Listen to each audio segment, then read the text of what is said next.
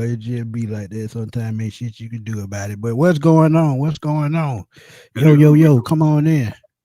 Come on in, man. Sorry about the delay. But come on in, man. We still gonna talk some Falcon football. Yeah, we still gonna talk some Falcon football, man. Things happen.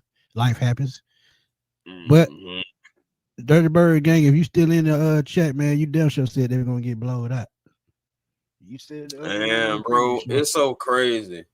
It is so freaking crazy. I almost darn near called the score because people was asking me at the stadium. They was like, "What do you think?" I said, "Well, if my fandom is in it, we gonna win this game 27-24 or 24-21. Either way it goes, it's gonna be by 3." And I said, "But if I take my fandom out of it, we finna lose this game 34-17." And I will close like if Darnell Mooney catches that at the end, like maybe we get close to that score, but yeah, that was a bad call. That was a bad call. Man, it was bad. Let me tell you something. I've seen, like, I was on the field today, so I seen quite a few bad calls today. Not gonna lie to you. Yeah, man. But we ain't gonna bore y'all with all that, man. We just gonna. Man, I ain't gonna lie to you, Smitty. Sit back and blow a blunt or something while we talking, because get yourself a cocktail or something, man. Go ahead and get you a shot or something, man. Whatever you need to get yourself through the night, because I'm not gonna lie to you. You know what's frustrating about this game? It'd have been different if the second half happened the entire game, but to go into this game and have opportunities in this game for the Atlanta Falcons, you think about it. Jamal Agnew actually, had a decent return. Got it to like the Seahawks, like I think it was like the 35. They was at the 35, 37 yard line somewhere from my vantage point. And then we only managed to get a field goal in the possession, so their defense was able to bow their back. Then think about it again, Smitty. We had an interception. Shout out to AJ Terrell for helping cause that interception by Mike Hughes. What happens? We end up getting the freaking field goal blocked. You got to capitalize. And bro, I don't know what the hell going on, but the last 5 games, we were the best team in the NFL in the red zone. Today, in the red zone 4 times, did not score a single touchdown. So tell me what happened. And you want me to tell you what happened? There you go. There you go. And the bad part about it, bro, not only with the execution, it's situational play calling. How long we been talking about that? Since the Arthur Smith days. And so that's been a good 4 years, I think. So you mean to tell me different regime, same coaching mistakes? And don't get me wrong. Don't get me wrong, Chris. Drake London didn't play that game, and we knew he wasn't gonna play. He might not play no more this season, but I would let him play. Yeah, but I know he got to meet them stipulations in the contract. But at the same time, you got to think about long-term health. Yeah, right. Think about it, bro. Shoot, we without Zach Harrison for the rest of the year. Brandon Dorlus did not play today. So I mean, but again, we got injuries, but they got injuries too. So it's like, but Chris, that's what coaching come in. That's what you get paid to do. Mm-hmm. When one person go down, what they say, next man up. Next man. So up. That means next coach up. Coach them players for all of them to get on the same page to function as a unit. It's too much individuality going on the field, and you see it firsthand. If they not the first perfect example, and I said it while the game was going on, I said it before it happened. I said Bijan gonna touch the ball about 3 or 4 straight times to start the game. What do they do to start the game? 4 straight touches to start the game. 4 straight touches. It did. My thing is, this was a team that, was pretty tough against the run. I think for the most part, the Falcons, did a pretty decent job trying to run against this team. They just didn't stick with it. Absolutely. We still put up 120 yards on the ground. They give up, but I think what it was, like a little bit over 100 maybe. And 88 to be exact, rushing. 88. We put up 120 yards, but we did not stay with the run. And part of the reason why, that second half, bro, like, again, I never would have thought, well, I know we had the talent, but I never would have thought going into halftime this game would be tied. I kid you not, bro. I went to the bathroom and I went and did one other thing, came back. By that time, halftime was over. I just walked out to the Seahawks celebrating on the sideline, and I look and I see that it's now 13-6. I'm asking everybody, what just happened? What just happened? Oh, Rashid Shaheed happened. 100-yard kickoff return. Special teams, yet again, letting down the Falcons. Why? Because you have these gaps. That man was untouched. That man, like, you think about last week, what did the Jets players said that he saw? Gaps, and he just hit the gaps because the gaps are there. Yep. And same difference this week.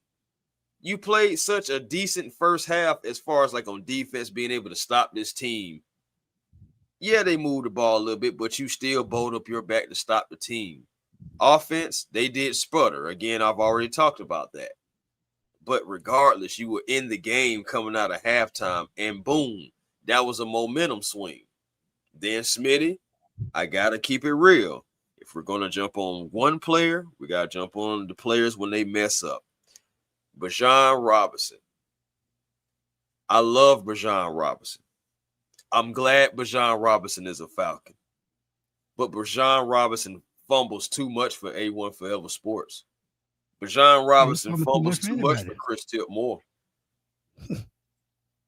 I'm just being honest with y'all. That's just how I personally feel. I love him, but he has got to secure that ball way more often than he does. Do you guys know that Bijan Robinson has 7 career fumbles?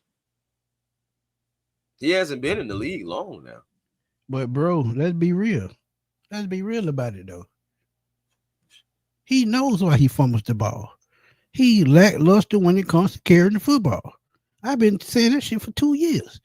Anybody know if you make the type move that he made, even Barry Sanders, when he carried the football, it wasn't as loose as Bijan carries it, because Barry Sanders, he was 5'8", about 200 pounds, and he carried the ball close to his body. Bijan carried the ball like a loaf of damn bread. Loaf of bread. You can't do that. I mean, it's okay to want to be flashy. It's okay with that. And that's probably the way, he plays the game. But at the same time, you got to think about turnovers. You got to think about, momentum in the game, because after that kickoff, like you was talking about, I knew after that kickoff the game was over. Why? Because they played so hard the first half, and to see something like that, like the special team coach not having that part of the damn team prepared, the rest of the players just said, fuck it the rest of the game. Let's keep it real. Hold on, Smitty. Hold on, fam. Fam, listen to me, though. Hear me out. I'm not saying that you're wrong. Yes, he has 2 fumbles this year. He had 1 fumble last year, 4 in his rookie year. So that's still 7 in his career. My thing is not just about the fumbles, and that is not the reason why we lost.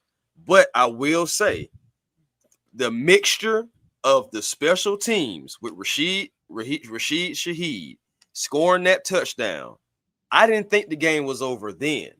But when Bijan Robinson fumbled on the 8 freaking yard line, that is the momentum swing. Yep. They went and scored off of that as well. Now you're down 20-6. You were still in it, even after Rashid. Right. If you go down and you score, guess what? It's tie game. Facts. It's 0-0. But you fumble on the 8-yard line. It's when the fumbles happen. It's situational. It's winning the game or losing the game within the game, family. That's all I'm saying. At the end of the day, if we're going to get on somebody, we got to get on them. You can't have that happen. Where Bijan fumbles too much in critical situations. That's all I'm saying. We got to clean that Chris up. Off. He started preaching, boy. Bro, I'm just saying, like, regardless, it don't matter who it is. It could have been Drake. Remember, there was a time when Drake London used to fumble in critical situations inside the red zone. It's where you're doing it, when you're doing it. You can have one fumble the whole entire season. You think about it. Let's talk about another team. Remember when Derrick Henry fumbled a few times this year? And when he did it, critical situations, and they lost the game. Yep. Same difference. Fam. It's called a momentum swing. It's just that simple. When think about it, and a lot of people they just overlook these things. And I guess really they don't know the definition of a momentum swing. And momentum swing can happen at any point of the game. It can happen at the beginning of the game. It can happen at the middle of the game. And it can happen at the end of the game. It just depending on what happens. Think about those two key plays that he's talking about. You look at like I said, the kickoff return for 100 yards. That could eject the team.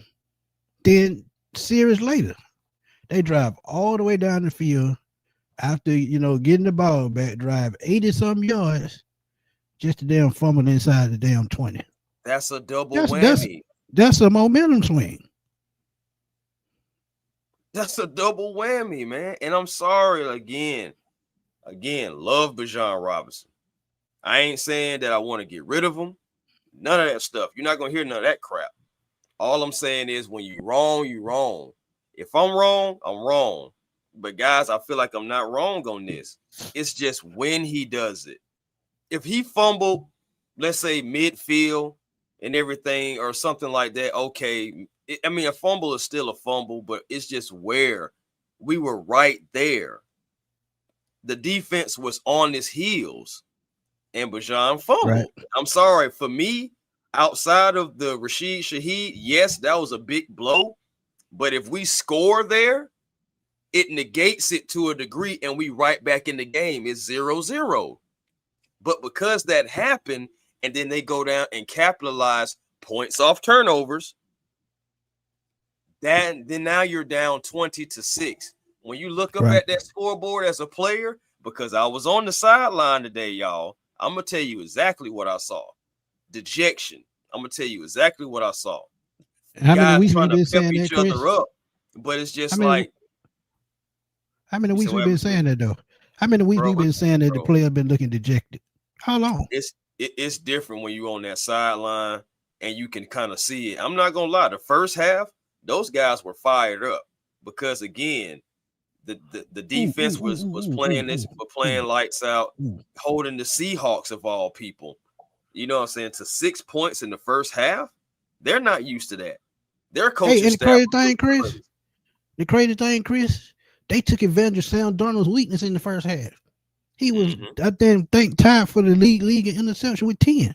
And I said in the preview, if you could pick him off in the first half and routed him, you might have a chance to win this game. But what did they do? They sacked him, they routed him, they intercepted him, but they could not adjust in the second half. So therefore, and shout out to they didn't have a chance. Shout out to JPJ. Five sacks in the last 5 games, man. At least a 1 sack in the last 5 games. He's turned the corner again. Smitty has said it. I'll say it, and I'll say it for the both of us. F them picks. I ain't worried about that first round pick next year. We got a bookend that's ready to go after the quarterback. We got Jalen Walker. We good. Let's move on to the second round. I'm not worried about them picks. I'm worried about the coaching staff. I'm worried about the play calling. I'm worried about all the things I'm worried about the dejection. I'm worried about the players. We have so much talent on that sideline. Bro, I even went to the Seahawks sideline, and I started talking to some of their coaches. They even agree. Wow. We have so much talent on our sideline. But the thing is, Chris, we talk about it all the time. You can have all the talent in the world, but if you don't know how to manage it, or don't know how to, use it to its full potential, you lose it. And Tommy Gunn, I'm glad you brought this up because I talked about this last week. You got two of your key Pro Bowl players in Kadarius Hodge and Casey Washington sitting on the damn bench. It's healthy scratches. And if you're trying to blame them for what's going on special team, you're absolutely wrong. And see, this is the problem with this coaching staff. It's accountability. If you had accountability in the right place, probably could have turned the season around long before now. You fire out here, you try to make him a scapegoat, but yet and still, Zach Robinson and Marquise Williams still make the same bonehead damn mistakes with their damn coaching and the way their philosophies, and we still seeing the same mistakes every week. And the wide receiver core is so damn terrible, man. It's terrible. But yet and still, you fire him because of the decision you made not to put the adequate talent at the wide receiver position. So you can miss me with that.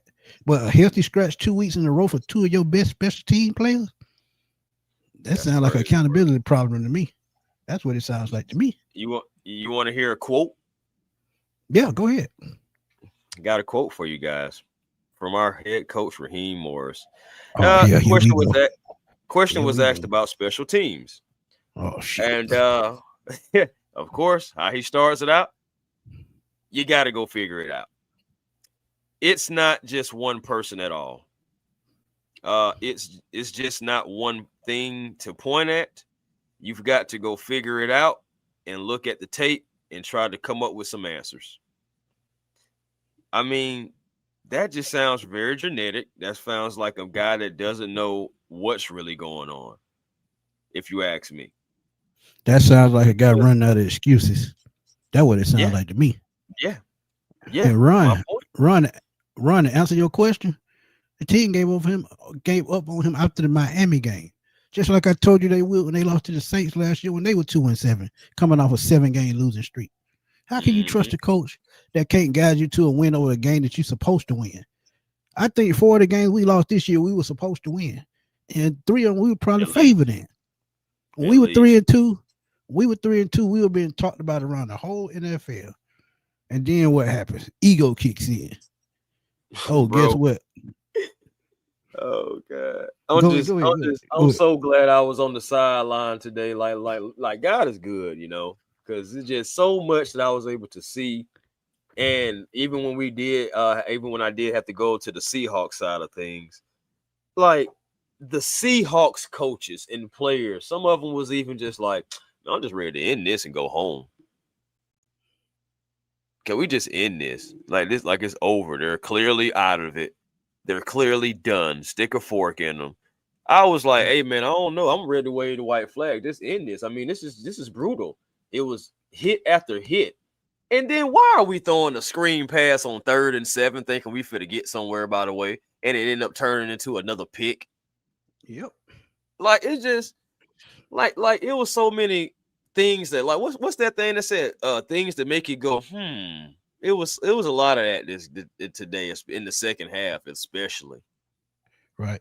ATL Homer, go grab Deshaun Watson and things will change tremendously. Raheem ain't the problem. What you expect out of a 37-year-old quarterback that can't move on top of having a rookie offensive coordinator? He's not a rookie anymore. Newsflash. And Deshaun Watson, he's not going anywhere.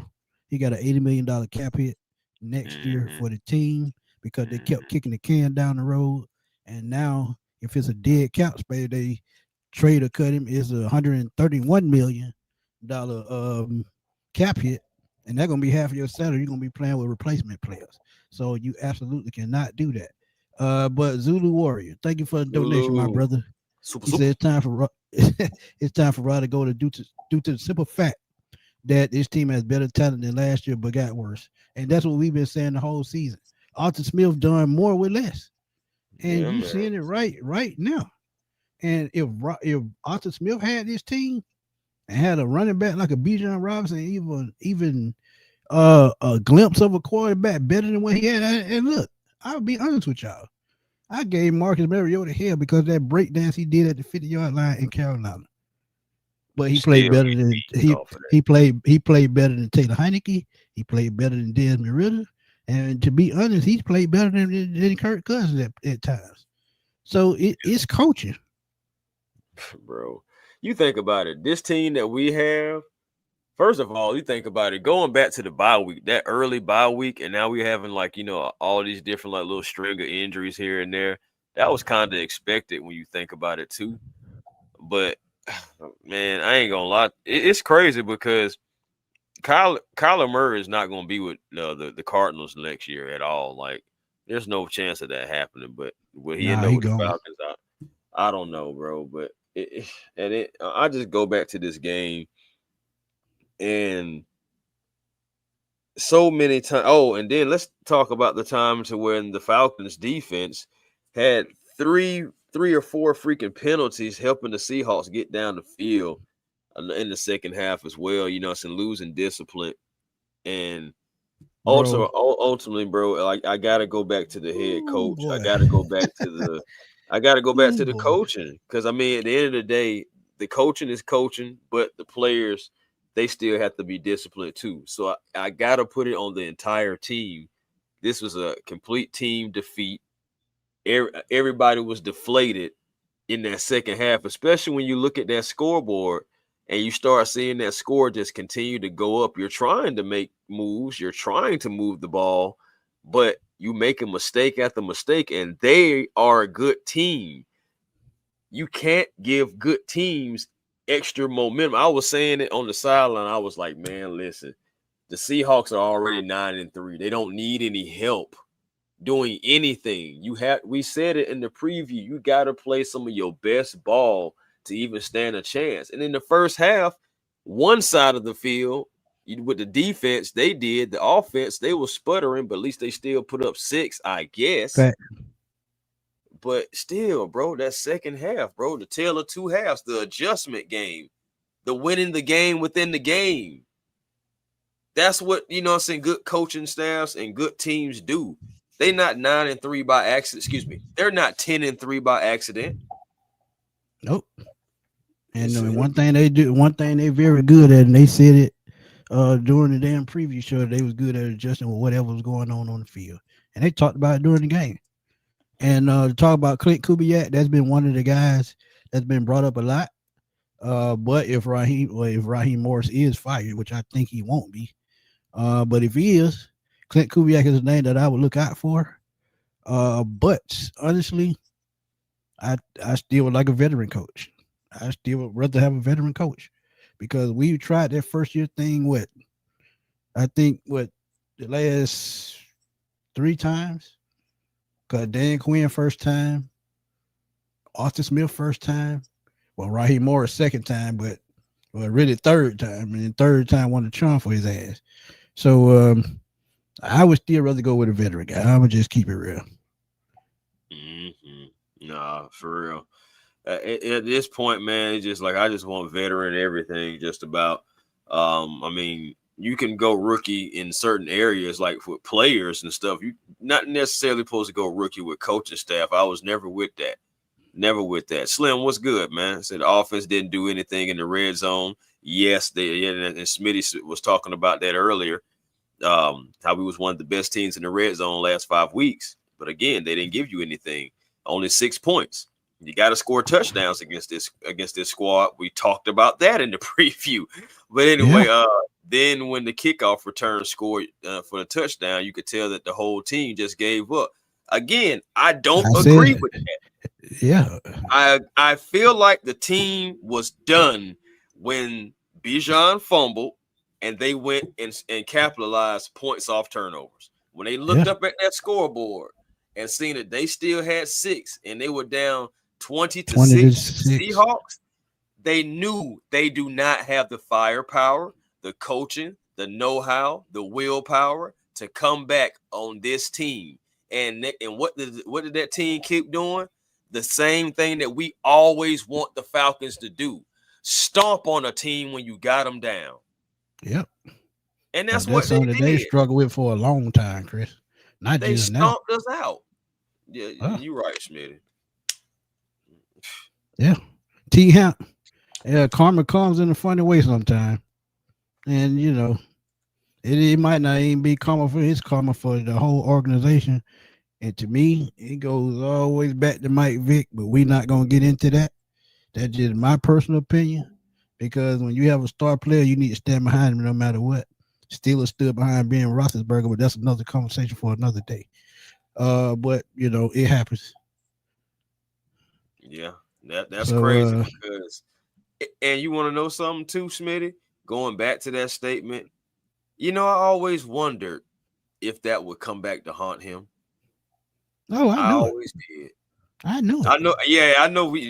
Behind the scenes, talking about it. I remember. Yeah, we talked about it. You said that may come back to hurt him later, and it did, man. Jeez, Joe Burrow. I love Joe Burrow, but he ain't going nowhere. You had to give up a King ransom to get him, and that ain't gonna happen. You may have to give up JPJ and Jalen Walker. Yeah, and 3 first round picks. I'm good. So it ain't even worth it. Mac Jones, we got to wait to see what's gonna happen with the coaching situation. Then we'll know exactly which way we'll go. But Indiana, that was a kind of surprise to me in a way. But I think Mendoza solidified himself as the number 1 quarterback in next year's draft. Yeah, with that game. I think the Cardinals go after Mendoza. Yeah, because I think Kyler Murray gone. And if y'all didn't catch my Kyler Murray video, please go check it out, and I give y'all the reason why I think he could be an option for the Falcons. Not saying that he's going to come here. And the funny thing about it, sometimes you can just talk things up. Because as soon as I start talking about Kyler Murray just out the blue, and I was using it as an example, the shit started popping up on national social media and all that. So maybe I talked up on something, or maybe somebody watching that I don't know that they watch. How y'all doing? Look. See you. Yeah, like to see you again. But yeah, it's just that bad, man. But we're gonna let y'all on in, right quick, man. Talk some Falcons with us live, so y'all can pop in for a second. And y'all know the rules, man. It's been a long day already, and it's been a long day, man. I mean, it's just like at the same time, it's like, what else can we say? It's just like, fam, we've been like fam, us as fans. Well, first of all, us as content creators, and then the fans, we've been saying the same things week after week after week after week. And it's just like, what else is there really to say? Yeah, what is there really to say? It's been piss poor. Just let it go. That's all you can say. Yeah, Tone. I checked out too, man. After that Dolphin game, ask Chris. I said it's down here from here, and there ain't no way you can fix it. Let's keep it real. Hey, Jew, that's what it is on repeat. And if y'all hear all the content creators saying the same thing, it's still the same damn problem. So the only way to change things and to make things better, make changes where the changes need to be made. If you're gonna keep Raheem Morris, you better put some solidified coaches behind it. And that means you probably gonna have to find 2 new coordinators, offensive coordinator and special teams coordinator. And if you don't hit on them, we're gonna be in the same position next year. But Dirty Bird Gang, come on in and talk to us right quick, my guy. Hey, how y'all doing, man? Go Dogs, man, from yesterday. Let's get some power. Go Dogs. Yes, sir. Put the beating on them boys, man. Man, I'm just gonna go with the belt. Yes, sir. I'm gonna just go. Let me turn this TV down. I'm gonna go ahead and just say this, man. Let's just go back from where it all started with the Ike Hilliard thing. You get a coach who kind of calls you out on what we're doing, and questioning the lack of talent that you bring in at a wide receiver position. So you get rid of him. That just goes to show the arrogance and immaturity right there from the head coach. Go ahead, Smitty. No, you had it. I said just like I just said, bringing in, talent at the position, then you blame the coach for it when it's your inability to do so. And you had wide receivers out there you could have went and got. And like I said, to be honest with y'all, and I say it again, Drake London is not a number 1 on some teams. It's on this team because he's the only receiver. But on like a Dallas, like they got 2 number 1s. he would be a number 2 or number 3 on that team. Let's keep it real. So if you want to make a difference, you got to make a tough decision this offseason whether it's going to be Bijan, Drake, or one of your other key guys. Now I know Jesse Bates, he gone. I mean, you can write that up and tell him I said it. He gone. So this offseason, these are simple things that you got to fix. Go ahead, Dirty Bird. My bad. Oh no, you good, man. No, I was just that was me. I was just saying I agree with your Jesse Bates thing. But yeah, go ahead, Dirty Bird. No, I completely agree with y'all on Jesse Bates, man. You gotta you got your replacement and watch. You got to free up some cap room to try to add some more talent on this team. And then, just like with the kicking situation, at this point, you only can go with the wrong. You only can go with the wrongs. You had a whole season to bring in competition. You let go of Koo, and then you let go of another kicker you just signed. Now you bring one in. That's on you. After the Miami game, you get beat down. The whole team was lost. We all knew it. Y'all said it. I said it myself after that game. I was over the season over. The players quit. That just goes on. It's just no accountability, no leadership. It's finger pointing.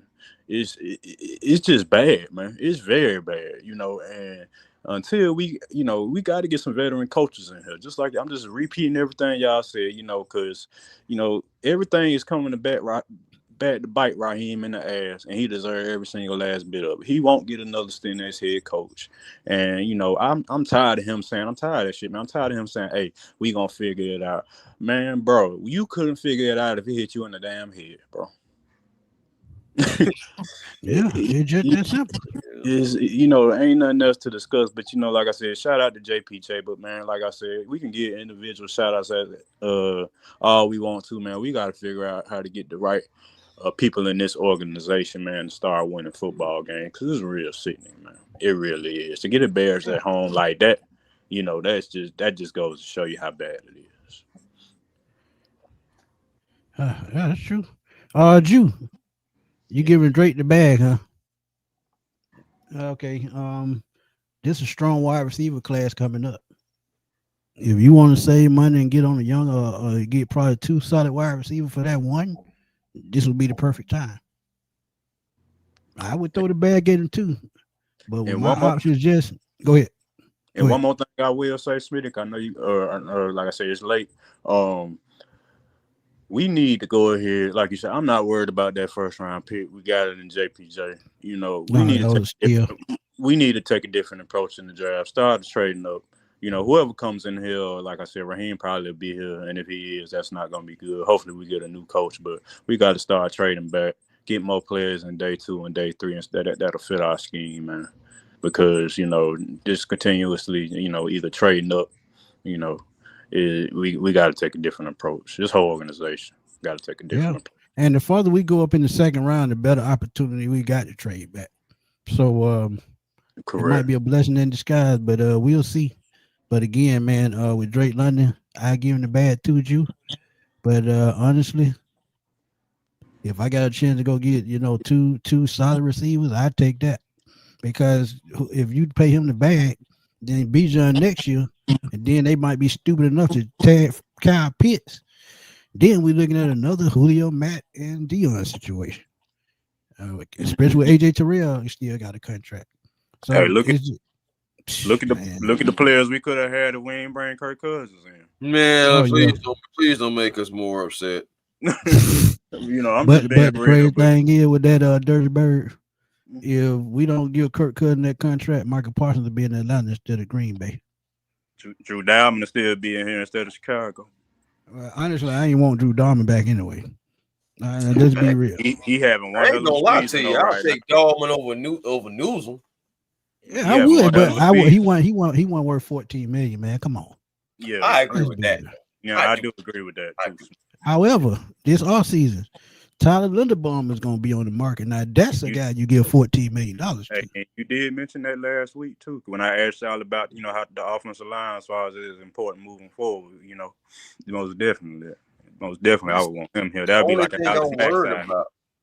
The only thing I'm worried about Linderbaum, if the Ravens offer him the same thing, whatever the Falcons offer him, I think he stays with the Ravens. Do think about it. Yeah, Alex Mack, he was coming from the Browns to the Falcons. Yeah. You think somebody want to leave the Ravens and come to the Falcons? Really? Yeah, no. Oh, but I will give you this. It really depends on who it is.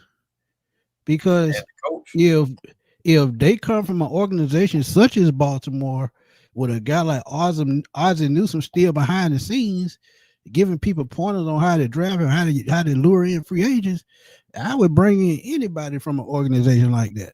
Just like when we talked about Mike Tomlin, I know people saying, but they talking about he gonna retire Steeler and all that. Look at where he comes from. That's the type of veteran coach you need. And if it's a young guy, you know what type of pedigree he's coming from. That is what we need to be feeding into. Positivity, structure, winning, all of that stuff. Because look at Dan Quinn. Dan Quinn had 2 great seasons with the Washington Commanders. This year, they just done fell apart. And like somebody said in the chat, what they doing Jay Daniel, they pull another RG3. He done hurt his elbow. Bro. I don't even know why he's playing anyway. Are you kidding me? I mean, that don't make no sense whatsoever, man. That's your franchise quarterback. Really bad today. But see, that's what happens when you part of a trash organization. They don't care about their players. All they want to do is sacrifice to win. And you can't do that. You can't do it. Yeah, man. Well, anyway, fellas, I'm gonna move on. Question about Daniels, because I didn't like appreciate you, Dirty Bird game. Yes, sir, man. Yeah, yes, sir. No doubt. Yeah, yes, sir. No, I'm just saying. Question about Daniels is just like, do you think just because you mentioned RG3, do you think with him playing with that arm, that elbow, and everything like that? Like for me, I'm worried about him taking the wrong hit to the same arm again. But I think it was the same arm. That's what I'm saying. The left arm. I think it was the left one again. He hurt that. He hurt the left one again, and he had already extended it, and it was slightly dislocated. But that thing was definitely dislocated. But see, that's the thing, man. When you trying to get desperate to win football games, shit like that happen. And let's be real, I hate for Dan Quinn to go into a situation like that blindfolded, because you got to think when he got there, they traded away their best defensive players. Chase Young got traded. Jonathan Allen got traded. The 2 best defensive players. Jaden Daniels. Who they brought in? Debo Samuel, who was out of shape in camp. Terry McLaurin, contract distraction. So just think about stuff like that, man. I mean, look, no coach deserves that, man. That's organizational dysfunction. And it's pretty much the same thing going on in Atlanta. But Ron, talk to us right quick, my guy. What's good? What's up, y'all? I've been saying it. I had never trust Raheem. Never. To me, Raheem is a used car salesman. You know that plug got a lot of miles on it, and you trying to sell it to me? Yeah. And I get it.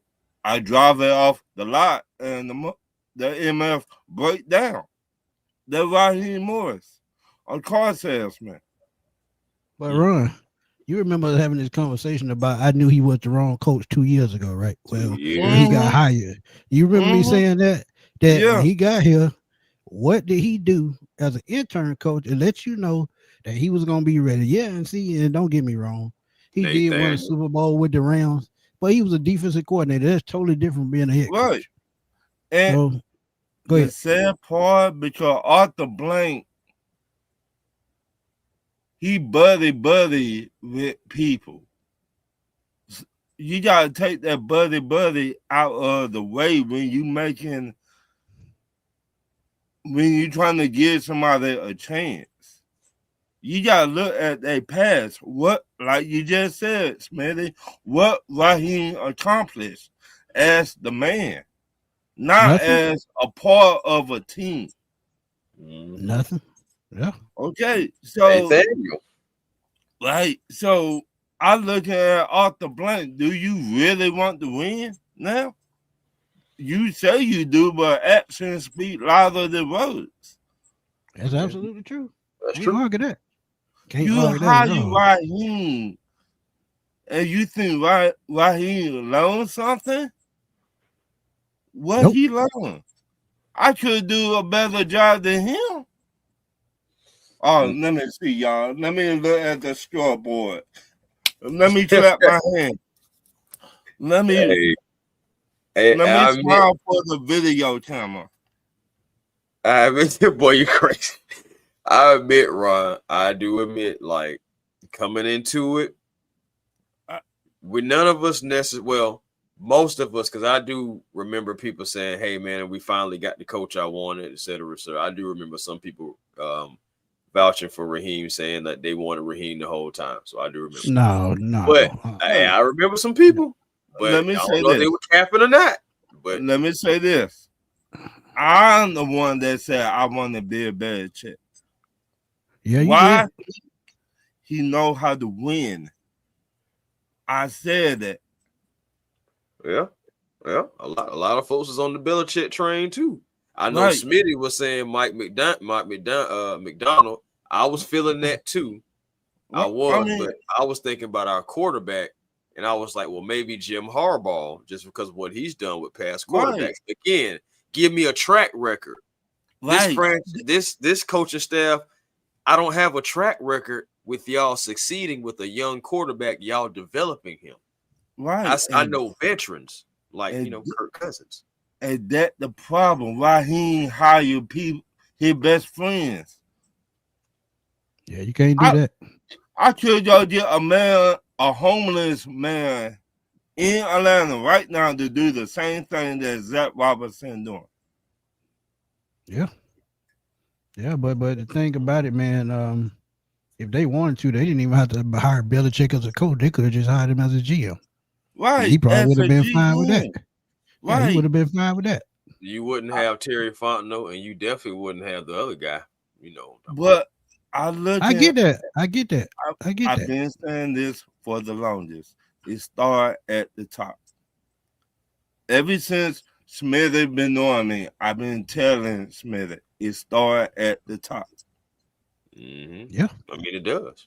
I'm sorry. It does. So, Rich McKay, you been here way too long, player. What you brought to the team? Arthur Blank, do you really know football? He told us he didn't. He wasn't no football guy. So if you don't know football, why don't you go get a real person that know football from Kansas City, Baltimore, Pittsburgh, Eagles, all these teams that been winning over the past 10 years. Pedigree, Seattle, 49ers, all these teams. And y'all want to hear something crazy? Hear something crazy? Ever since John Lynch got there, his first year, he didn't know what the hell he was doing, but he had a plan. He stuck to that plan, but at the same time, he went. I think, as a matter of fact, I think Kyle Shanahan was his first coach and his only coach. But what did he do? He went to Kyle Shanahan. He said, Kyle Shanahan, what you need? We're gonna bring in what you need. It's not what I want. You got to coach the team. Right. And they've stuck to that same blueprint. And even though they made it to Super Bowl, didn't win now, they still win the football game. They still got structure in place. Right. And at the end of the day, it always goes back to structure, and we do not have that in that now. Right. Let me answer this comment in the chat right quick. Okay. Y'all. Okay. D-Mac, I'm not saying the owner will go anywhere, but bring people in that do know football. Don't bring another Raheem. That's what I am saying. Bring in somebody that I cleared that up a little bit more for you, Ron. Basically, he's saying, if you don't know football, don't come go get you a GM. Go get you a GM and a front office president that can work together to build a foundation, build structure, and build a team the right way. And don't get me wrong, Terry Fontenot has not done a bad job. He just got caught up in the mix with making bad picks. Because I'm telling you, not all the picks that we drafted were his choices. Now, one thing that I do know, when they drafted Penix, that was not his guy. That was all Arthur Blank. Because he said it. He tried to trade all the way back up into the first round. After drafting Michael Penix to get Latu out of UCLA, that was his guy all along. Latu was the pick. So, and this is what I've been telling y'all. See, If y'all follow us and y'all we keep saying the same thing because we trying to twist and turn logic so y'all to understand where we coming from. When you have an owner that wants to do things like that instead of building the team the right way, the way the GM wants to, that's why you have dysfunction. That's why you have problems. Right. Because from what I've heard, Raheem wanted Kurt. Arthur Blank wanted Mike Penix. How did that make sense? How did that make sense? Coach Cousins and Raheem boys. Again. That's a tug of war, though. You think about no, I'm getting tugged this way by the head coach, and I get tugged this way by the owner. I definitely can't tell him no. Right. Absolutely. So again, stop hiring your friends. Stop it. Yeah. Coach Raheem been on Coach Cousins for what? 14 years. Long time since he was in Washington. Yeah. Right. Hey, and you think about it, this issue, what you were just saying about how we were just talking about it like this was a now thing. Terry was going through that with Arthur Smith too, because there's a few pitches that Arthur Smith had that was not Terry Fontenot's. And he wanted Kyle Pitts. He wanted Kyle Pitts. Yes. So again, we need to stop hiring our friends and hire real football-minded people. Right. I've been saying it for since y'all been knowing me. Yeah. We got drug today. And that's the thing, man. Skull drug. That's the thing, man. When it's that kind of dysfunction, it's gonna take a long time for things to get better. And the only way that happens is Arthur Blank got to sit back. Rich McKay got to get his ass out the way and let the GM do his job. And we can't say Terry Fontenot don't know what he's doing, because as I've been telling y'all, he was a scout. When he was in New Orleans, he put together one of the best offenses we ever seen. He tried to do it in Atlanta. He was at the Georgia Bulldog game Saturday. Yeah. But I guarantee you, he wasn't looking at no quarterback. He was looking at Zachariah Branch, or he was looking at the Leverett kid who had the interception, and he was probably looking at CJ Allen. There were three people he was probably looking at. Or looking at the wide receiver from Alabama. Jeremy Bernard. Jerry Bernard. Yeah. Jeremy Bernard. Number 2. That's what I want. Yeah, and that's the crazy thing. I don't even do draft videos before January, but I had to throw that one out there because I watched that kid all season, and he has every tool that you need in that field. Right. And he reminds me of JSN, to be honest, because JSN is not a big receiver, but he's technical. He knows how to run routes, and he's very smart when it comes to finding holes in the zone. And you saw that today. Right. So again, we need to stop hiring our friends that don't know football. Zach Robinson, you don't know nothing. You doing the same play what you did last year. Let me ask y'all a question. It just hit me, and this is for the chat too. So y'all please chime in on this because I love. Make sure you say it with your chest. If we fire Raheem Morris, right? Mm-hmm. In order to possibly keep Jeff Ulbrich as defensive coordinator and keep that whole defense in line, would you guys be open to prying Robert Saleh from San Francisco? Oh, hell yeah. Even though, and I'm gonna break it down why. Because I know some of y'all are saying, but he didn't do nothing in New York. Trash. Think about this. I told y'all the other day, I think the Jets have one of the worst owners in sports in Woody Johnson. Why? What? Look at what they just did. Their team is in for so long. They still traded their two best defensive players. Hell, they maybe the two best players on the team. Outside of Garrett Wilson. But when you losing like that, you don't bust up a team with your two best players. You go build around those players. So when you look at that aspect, that lets you know when Robert Saleh was there, he didn't have nothing to work with in the front office because their GM, I think his name was Michael Douglas or something like that. He was making bonehead picks from the time he got there to the time he left. So if you bring a Robert Saleh, but the thing about this, now you talk about Robert Saleh, The thing about Robert Saleh is he is no nonsense guy, and that's what the Falcons need. But this is what I keep telling y'all: we can bring in somebody like that, but will Arthur Blank and Rich McKay relinquish the rights to let that man build a team that he wants?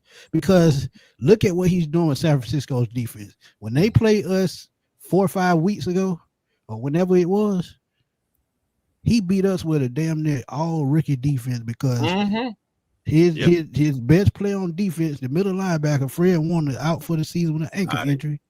And all of their cornerbacks were either rookie or second-year guys. And he made that team look like they've been here forever, and they beat us handily without a problem. Yep. So this is what you need to think about.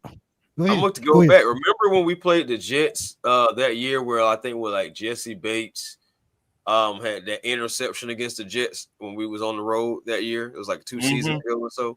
And everything. You got to remember, like, that team was bad. It had pass rushers and all that stuff like that, but that team was just bad.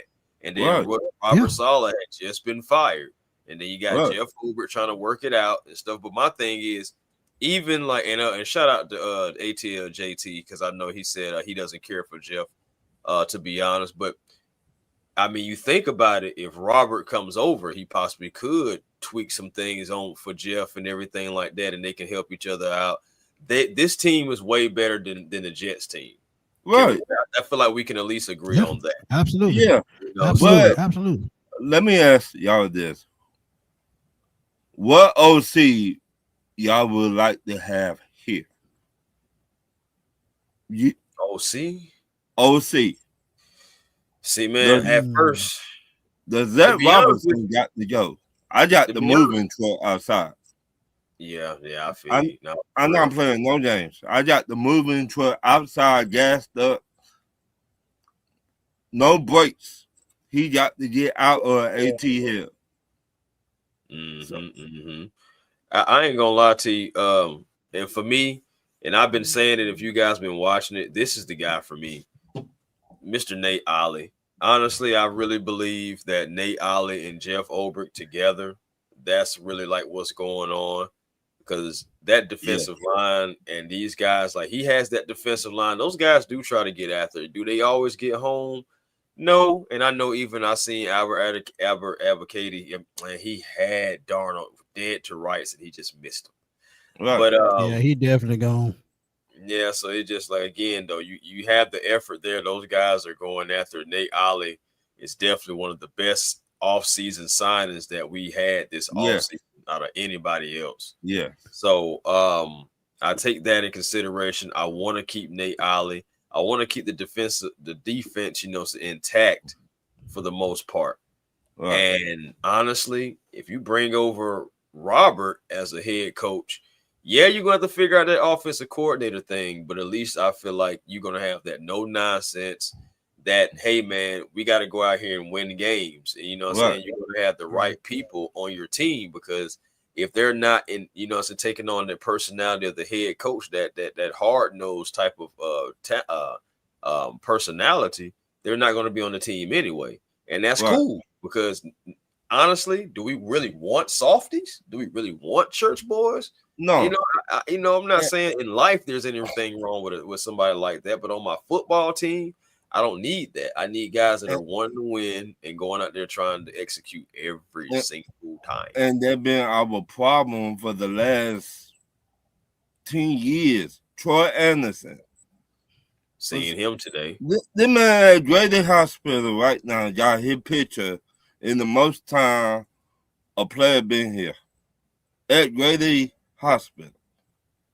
I seen Troy Anderson today. He like at the end of the game, I look up and I said 44. Yeah, was Troy Anderson. Yeah. I said, ain't that something? He had a jersey on? Nah, he was in street clothes. He had they had like these little warm-ups stuff like that. T-shirt. That they wear when and everybody that wasn't really playing, they kind of had like some kind of like little warm-up thing going on. But but once again, his 44 warm-up on. We draft the wrong players. We draft the player that got that dog in there. Now we We got Georgia players, Tennessee players, but everybody else, Troy Anderson, what he good for? Yeah. He cannot be no middle linebacker because he don't know how to cover tight ends or running backs. So what he good for?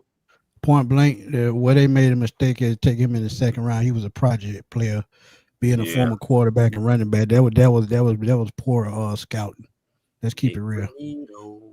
And this is one name that keeps coming up. I don't know why. And I'm gonna be real with y'all, man. Mike McCarthy is a damn good offensive coordinator, damn good play caller. But and he's won a Super Bowl. Let's get that right. He's won a Super Bowl. But has the game passed him by? Me personally, I just think he was with Dallas, and Jerry Jones would not let him do his thing. Personally, that's just my opinion. Okay, yeah, I'm glad you said that. So, if Jerry Jones would let him do his thing, you think Arthur Blank them gonna do it? I don't think so. I think he would have more pull than Raheem Morris.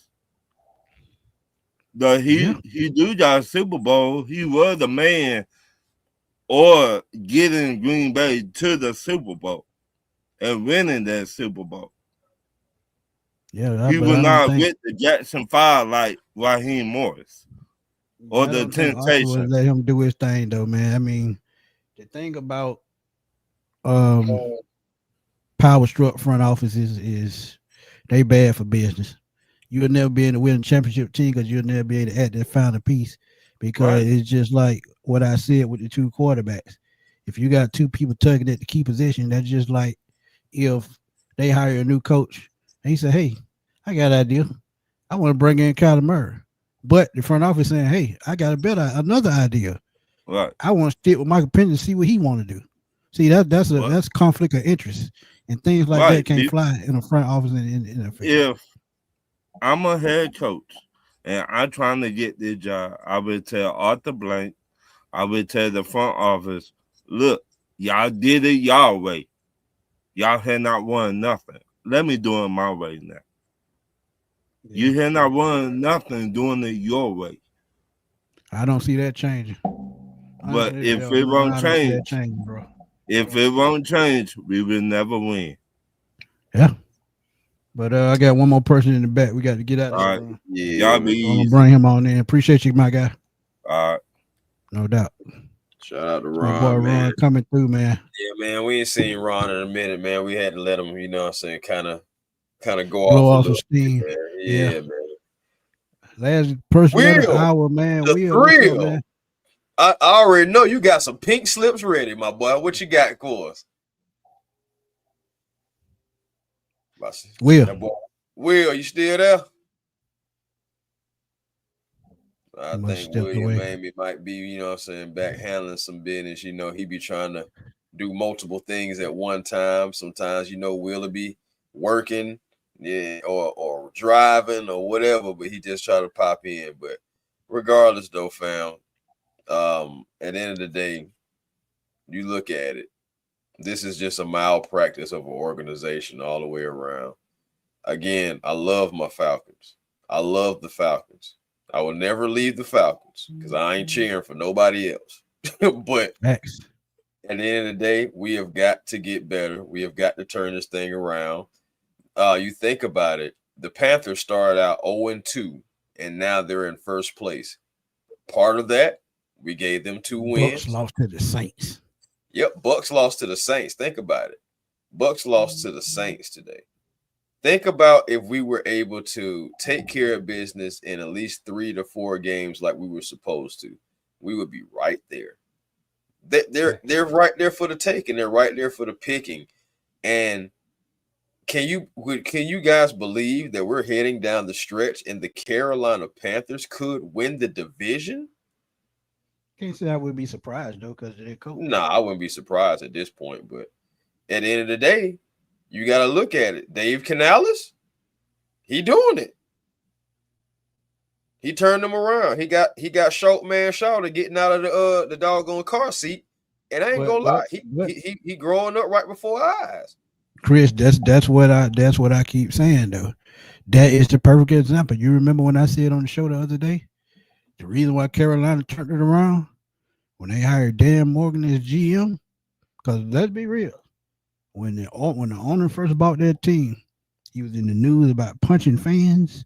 He was sticking his hand in the draft room and making mistakes because he the one wanted Bryce Young, but Dan Morgan wanted CJ Stroud. But after he feel like he made that mistake, he took a step back. He said, "Hey, I'm not getting in no more. I'm gonna let him do his job."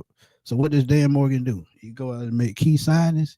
He signed where he drafted one good receiver this year, and Leggett still has to come around. But he's really found a way to get back to the identity of what we know the Carolina Panthers for, and that's defense. So he's trying to slowly build that identity back, and there's nothing wrong with that. And that's the thing with the Atlanta Falcons. What is our identity? Man, I ain't gonna lie to you. I do agree with Deanna because I have heard that as well. They did want him out of Carolina, but they got to really be quiet now. They in first place, regardless. They want him out of Carolina. You know why? You know why they want him out of Carolina? Because the owner made a mistake and drafted that quarterback. So it wasn't his fault. It wasn't his fault. Man. But Aries, before we get out of here, should do it sound that he arrived today. Y'all can say what y'all want to say. They lost the game, and it wasn't his fault. But he arrived today. He arrived today. Yeah. Oh, yeah. Shedeur looked really good today. Not gonna and lie. The crazy part about it, whoever don't trade for him this offseason doing themselves a disjustice because they stole Deshaun Watson next year. And since he playing decent this year as a rookie, somebody gonna trade for him at the draft or before the draft. So he'll be somewhere else. Trust me. Yeah, Moody, our identity is 4-9, absolutely. Yeah. Because Raheem the coach. And you only as good as your coach make you. Yep. So worse than last. We gotta win out just to go 8-9. That's crazy. Again. I'll say, man, it's just at the end of the day, we are in a results-driven business. Now, no one came out and said that Raheem should be fired. No coach, no personality, nobody from today that I talked to. But from the information that I was gathering from different people just talking about the situation and what's the reality of it all, at the end of the day, what I heard today is so much talent on this team. We are in a results-driven business. Wins do matter. You got to be able to get the team on the same page. You got to be able to coach your stars. You got to be able to execute. Those are all things that I'm hearing from everybody that is not on the Falcons team. So I'm just saying, if we're saying it, if they're saying it, everybody can't be lying. We all saying the same things. Didn't nobody call for no jobs, but they did just speak the facts. Result-driven business. When you don't get results, eventually changes have to be made. Yep. No doubt about it. But any final thoughts before we get out of here? Final thoughts are, shoot, man, get ready for Thursday night football. Get ready for we're going to have a preview for you guys. You know, you already know, coming on Tuesday. Divisional matchup on Thursday night. Not sure if Drake is going to play, but the Bucks coming off of a loss. Who knows how that game is going to go because it's divisional. But, you know, we're going to be right here for you guys, as in, with the previews. And we'll be here again with the post game. What, Smitty, think we're going to do something that late night? I don't know. I'll probably still be up. Yeah, okay. Well, we may probably end up doing something late night on Thursday for the post game. Rolling right on into Friday. I'll be up because y'all know I be up bullshit anyway. Because if Raheem get fired at 12 o'clock, I'm going to be on at 12:01. Man, I ain't going to even have the title up. I'm going to just turn on the damn screen and start talking. Just turn it on. Just turn it on. Come up with the title later. I type the title while I'm talking. Do two things at once. Because some things like some news like that, you just gotta say here like go with it. I mean, Raheem Morris should have a damn subscription or a sponsor with Bubba Yum. Much as he got them chew bubble gum. So I almost forgot. So coaches on the sideline for the Seahawks, like, man, I am so surprised how empty the stadium is. I had to give them a lesson. And they understood by the time I was done. Falcon fans want a winner, and ain't nothing winning about this team right now. I'm not gonna put it on one person. I mean, we can call out individuals and we can say that they were good, they bad, whatever, so the case may be. But overall, the team is bad, the culture is bad, the message is bad. That's what I was just about to say. When you got a bad aura, 9 times out of 10, it's gonna put a bad product on the field. It's just that simple. And my final thought is, stop the bullshit. Just fire Raheem and get it over with. Because at the end of the day, you just stun your own growth. And next time, hire a veteran and use it to teach these young guys the ropes. Because you went and got them a veteran defensive coordinator and a veteran defensive line coach. And look how that has paid off. So go get a veteran offensive coordinator, a veteran wide receiver coach, and some wide receivers. And watch how it change. See, you can say your own job, but I don't think your ego will let you do that. That's my final thought. Tell them where to find you. Hey, man, A1 Forever Sports. Come on over and be a part of the A1 family, man. Like, commenting, and subscribing. Thank you to everybody who is already subscribed. Thank you to everybody who in the future who will be subscribed. You know what I'm saying? Thank you again. Also, Twitter, A1 Forever. Instagram, A1 Forever, and the real A1 Forever on TikTok. I do have to make a quick announcement, though. Moving forward, when it comes to me being at these games and whatnot, due to restrictions that are out of my control and brought to my attention very, very recently, I will be unable to do my stadium pre-games and shorts and everything like I did before. Y'all can probably already imagine what happened, but yeah, so moving forward, I'm just gonna have to figure out something else. I still may do them, but it's definitely not going to be anywhere in or near the stadium, and definitely not after I've already checked in. So yeah, so I mean, if anybody was looking for that this morning, that's the reason why I did not do it and everything. So yeah, it is what it is, but we'll still figure a way. Let me just be honest about that, bro. Everything's a learning situation, bro. We can't, something we just don't know about, and we just have to learn.